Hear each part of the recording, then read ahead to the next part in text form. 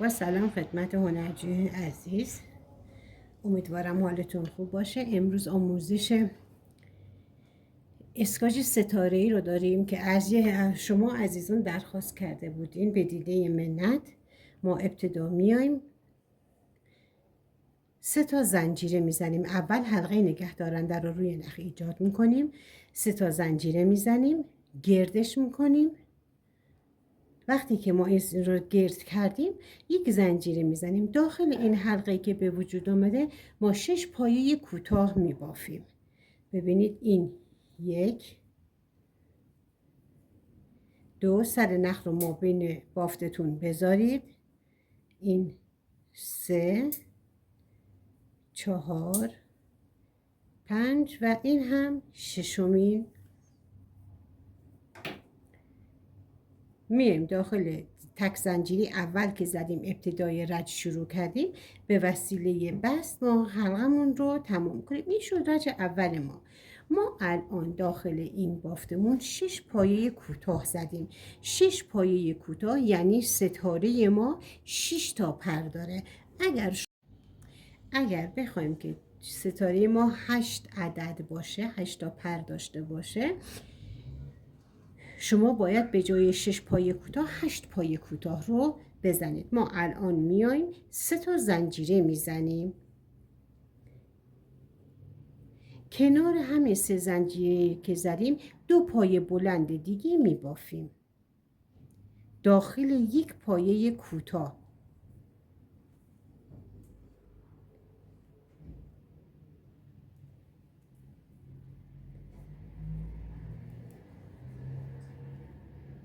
خب الان ما میایم 2 زنجیره میزنیم. حالا که ما 2 زنجیره زدیم، دوباره نخ روی قلاب، روی گندمی بعدی مجددا 3 زنجیره میزنیم. 3 پایه بلند میبافیم. یعنی ما الان 6 دسته ستایی باید داشته باشیم با فاصله 2 زنجیره. این دومین دستمون رو بافتیم، 2 زنجیره زدیم، مجددا داخل فضای این گندمی بعدی رو ما میگیریم، 3 پایه بلند دیگه میبافیم. باید 6 تا از این دسته ستایی ما داشته باشیم.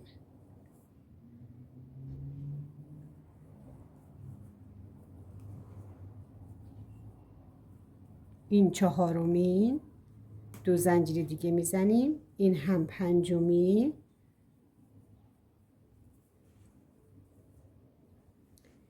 2 زنجیره دیگه میزنیم. این هم 6مین دسته و آخرین دسته ستایی ما. دوباره 2 زنجیره میزنیم، رج دوممون رو هم به اتمام میرسونیم. وارد بالای این 3 زنجیره ابتدای رجمون رو میگیریم، به وسیله بست میزنیم. اینش ببینید این شد رج دوم ما الان میایم به وسیله قلاب، به وسیله بست نوک قلابمون رو به فضای 2 زنجیره‌ای میرسونیم. به این حالت ما الان 6 تا فضای 2 زنجیره‌ای داریم. 3 زنجیره میزنیم، کنار همین 3 زنجیره 2 پایه بلند، 2 زنجیره و مجددا وارد همین فضای 2 زنجیره میشیم که 3 پایه بلند داخلش بافتیم. 3 پایه بلند دیگه ما میبافیم. خب الان 2 تا زنجیره دیگه میزنیم، وارد فضای 2 زنجیره بعدی میشیم، مجدد 3 پایه بلند، 2 زنجیره و 3 پایه بلند دیگه. خب یعنی داخل این فضای 2 زنجیره‌ای و بقیه فضاهای 2 زنجیره‌ای شما باید همین کار رو تکرار کنید. خب عزیزای دل، رج سوممون هم تموم شد. 2 تا زنجیره رو ما میزنیم، میایم روی 3مین زنجیره به وسیله بست رجمون رو به پایان میرسونیم. این شد رج سوم ما. باز هم میایم با استفاده از بست نوک قلاب رو به فضای به این 2 زنجیره‌ای میرسونیم. به این حالت ببینید این دیگه تا آخر کاری که شما آخر رجی که شما انجام میدین این تکرار هست، یعنی 3 پایه 2 زنجیره و 3 پایه بلند دیگه داخل همین فضای 2 زنجیره شما باید ببافید.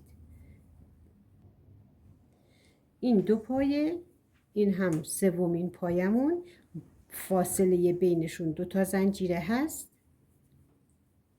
3 پایه بلند دیگه ما میبافیم. خب ببینید الان ما میایم 2 تا زنجیره میزنیم. خب 2 تا زنجیره رو که زدیم، ما بین این دسته هایی که 3 تایی زدیم، ما بینش 2 زنجیره 3 تا در یک فاصله یک چارگوش ایجاد شده. به مال رج قبل یک حفره به وجود اومده، یک فضا به وجود اومده. داخل همون فضا هم ما باید 3 تا پایه بلند ببافیم. پس بعد از اینکه ما گوشمون رو بافتیم 2 زنجیره میزنیم، وارد این فضای 2 زنجیره‌ای میشیم، 3 پایه بلند میبافیم. خب الان 2 زنجیره میزنیم، دیگه کاری به این فضا نداریم، وارد فضای بعدی میشیم، وارد فضای 2 زنجیره بعدی میشیم که 6 تا با فاصله 2 تا توش هست. مجددا 3 تا پایه میزنیم. این از 3 تا پایمون. 2 تا زنجیره، دوباره داخل همین فضا 3 پایه بلند دیگه میبافیم. خب دوباره 2 زنجیره، بعد میایم دوباره تو این فضای 2 زنجیره این دفعه 3 تا پایه بلند میبافیم. همین کار رو تا انتهای رج تکرار میشه. خب عزیزای دل ببینید ما رج 4مون رو هم تموم کردیم. به این شکل کار ما در اومده. ما الان میایم به وسیله 2 تا زنجیره رجمون رو به اتمام میرسونیم. 2 تا زنجیره میزنیم، بالای سومین زنجیره گندمیش رو میگیریم و بستمون رو میزنیم. دوباره ما میایم با استفاده از بست و نوک قلاب به فضای 2 زنجیره نوک قلابمون رو میرسونیم. دوباره همین رو اینجا ما باید تکرار کنیم، یعنی 3 تا زنجیره میزنیم که حکم یک پایه بلند رو داره و 2 پایه بلند دیگه کنارش میبافیم. 2 تا زنجیره و مجددا داخل همون فضای 2 زنجیره‌ای 3 پایه بلند دیگه ما میبافیم. ما الان باید ستارمون رو شکل بدیم. اگر بخوایم همینجوری ببافیم یه چیزی مثل 5 ضلعی به ما میده، اما الان میایم یک زنجیره میزنیم. خب به جای 2 زنجیره 1 زنجیره میزنیم، نخ رو روی قلاب میندازیم، وارد فضای 2 زنجیره‌ای میشیم، یک پایه بلند میبافیم. خب الان بعد از اینکه پایه بلند بافتیم باید یک پایه متوسط ببافیم. پایه متوسط، نخ روی قلاب، نوک قلابمون رو وارد حفره میکنیم، وارد فضای 2 زنجیره میکنیم، اما الان دیگه ما این رو 2 تا 2 تا نمی بافیم. 3 تا نخ روی قلاب هست، 3 تا رو با هم جمع میکنیم. این شد پایه متوسط. بعد ابتدا پایه بلند بافتیم، پایه متوسط بافتیم، الان میایم یک پایه کوتاه میبافیم. پایه کوتاه هم که اصلا نخ روی قلاب نمیندازیم، وارد همین فضای 2 زنجیره‌ای میشیم و یک پایه کوتاه میبافیم. این به این حالت شکل گرفت. خب این رو ما اگر بخوایم در نظر بگیریم، این حفره همین کاری رو که ما اینجا انجام دادیم برای همین حفره باید انجام بدیم، به شرط اینکه اول پایه کوتاه، پایه متوسط، پایه بلند، یعنی برعکس این کاری رو که اینجا انجام دادیم باید برای این طرف هم انجام بدیم. یعنی یک پایه کوتاه، اصلا زنجیره نمیزنیم، ما بین این فاصله با این فاصله زنجیره زدی نمیشه. بعد یک پایه متوسط، 3 تا نخ روی قلاب داریم با هم یکی میکنیم، یک پایه بلند، یک زنجیره میزنیم، میایم وارد فضای 2 زنجیره‌ای میشیم، مجددا 3 تا زنجیره، 3 تا پایه بلند، معذرت، 2 تا زنجیره و دوباره 3 پایه بلند دیگه داخل همین فضای 2 زنجیره‌ای میبافیم. یک زنجیره میزنیم، نخ روی قلاب، دوباره ما رسیدیم به فضای 2 زنجیره‌ای، دوباره داخل فضای 2 زنجیره‌ای یک پایه بلند میبافیم، نخ روی قلاب، یک پایه متوسط میبافیم، بعد یک پایه کوتاه. دیگه هیچ زنجیره زده نمیشه، برعکس همین رو در مقابلش انجام میدیم.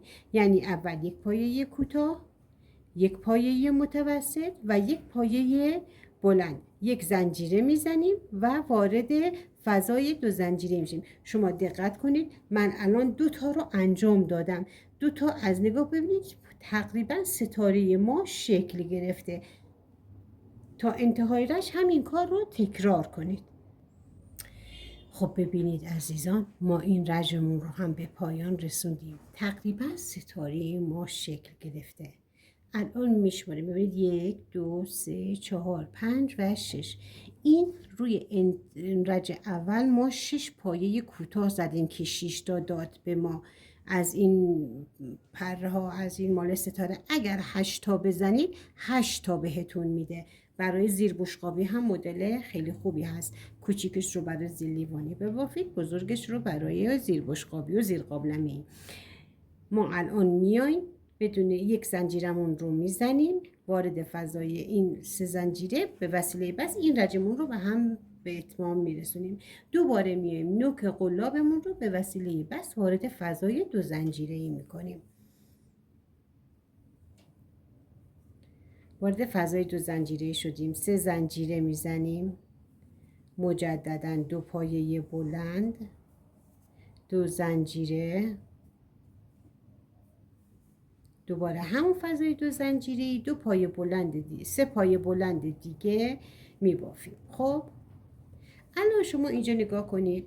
اگر شما دقت کنید این قسمت با این قسمت یکی یک حفره، یکی یک فاصله وجود داره. ما میایم همون کاری که برای این ردیف انجام دادیم برای همین رج هم انجام میدیم. مجددا یک زنجیره میزنیم، نخ روی قلاب. ابتدا یک پایه بلند، بعد یک پایه متوسط، بعد یک پایه کوتاه. خب اگر دقت بکنید ما اینجا یک 3 پایه بلند داشتیم که روش هیچی ما نزدیم، اما الان حالت یک حفره کوچیک بالاش افتاده. ما این رو میایم یک پایه کوتاه میبافیم.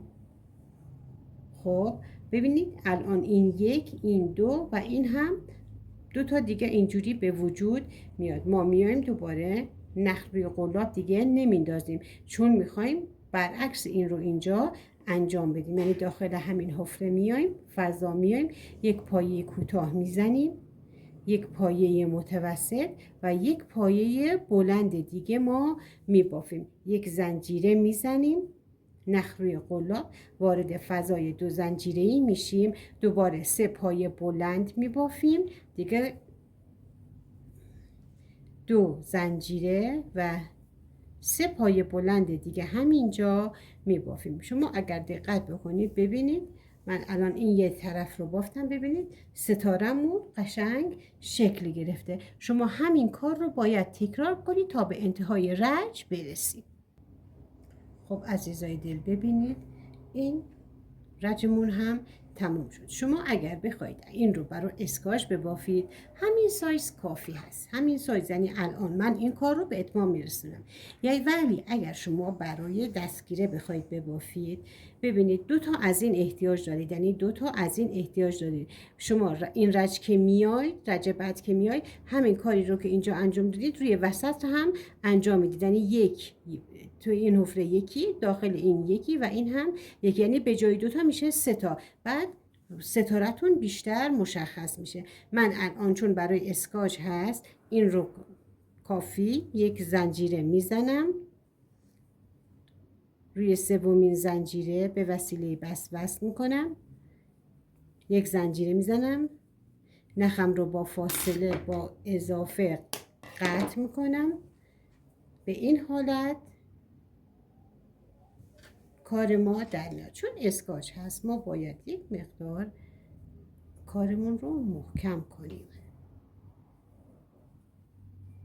تا اونجایی که میتونید کارتون رو محکم کنید. الان برای دور گرفتن شما دیگه رنگ متضاد میخواید یا سایه روشن، دیگه بستگی به سلیقه خودتون داره. از روی هر کدوم از این پایه ها شما میتونید کارتون رو شروع کنید.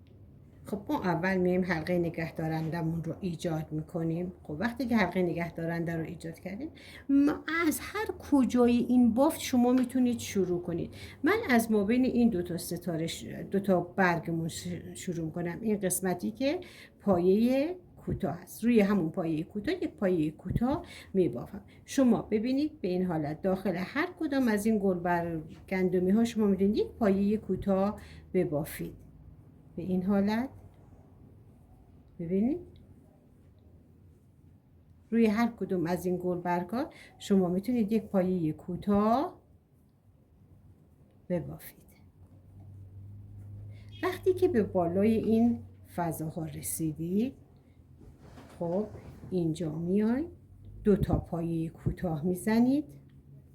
خب وقتی که دو تا پایه کوتاه زدید 3 تا زنجیره میزنید، حالت پیکوت دارید میبافید و 3 زنجیره میزنید. نوک قلاب رو بدون اینکه نخ روش بندازید وارد این دو تا گندمی میکنید، میگیرید میکشید و واسه پایه کوتاه میبافید. مجددا اینجا 2 پایه کوتاه دیگه میبافید.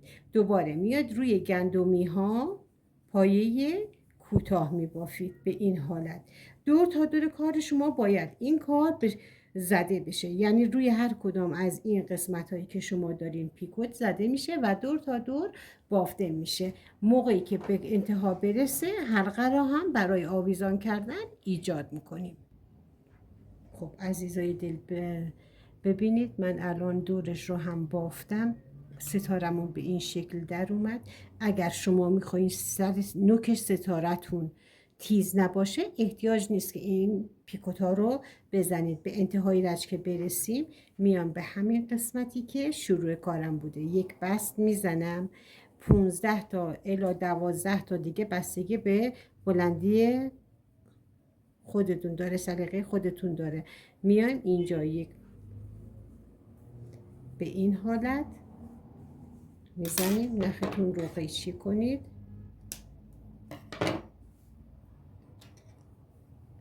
خب نختون رو محکم کنید.